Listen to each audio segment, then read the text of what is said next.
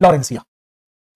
और ये बीच में जो पानी भर गया इसे कहते हैं तेथिस सागर। अब एक करंट अफेयर्स का क्वेश्चन समझिए। हाल फिलहाल में आपने देखा होगा राजस्थान के एक डेजर्ट रीजन में एक बोरिंग हो रही थी, यानी बोरवेल लग रहा था, पानी के लिए खुदाई हो रही थी। अचानक से होता क्या है कि उस बोर को करने के लिए और बोरिंग के मलबे को निकालने के लिए, मतलब इनिशियली उससे पानी निकलने लगा, बहुत तेजी से पानी निकलने लगा अचानक से। तो पहले तो वो मशीन जो बोरिंग कर रही थी वो मशीन अंदर रह गई।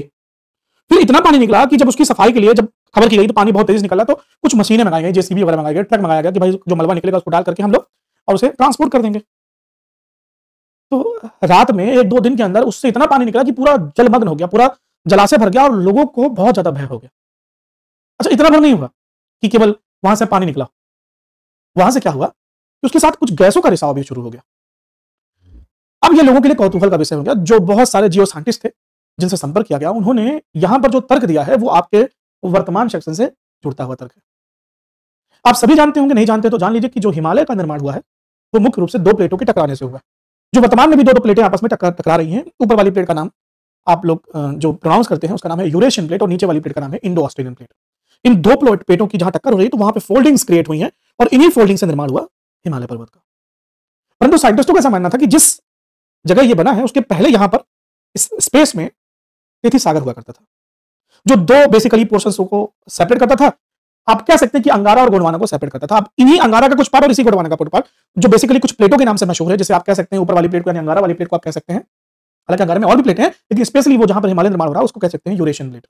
और गोंडवाना वाली प्लेट जो एक्चुअल में गोंडवाना के पोर्शन से ऊपर हट करके चली गई है और जाके जहां टकरा रही है वहीं पर निर्माण हुआ हिमालय का, यानी जिस जगह पर तेथिस सागर हुआ करता था वो पोर्शन ही आपस में ऊपर उठ गया।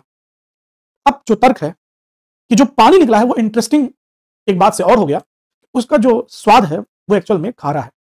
और निश्चित तौर पर ये जो बात है ये कहीं ना कहीं तथ्यहीन तो नहीं लगती। ये लगती है कि बात सत्य है कि वो हो सकता है उसी तेथिस सागर का पानी हो जो हिमालय के बनने के दौरान किसी कारणवश जमीन में रह गया हो, जलमग्न हो गया हो या भट गया हो, उसके ऊपर मिट्टी गाद ये सब आ चुकी हो।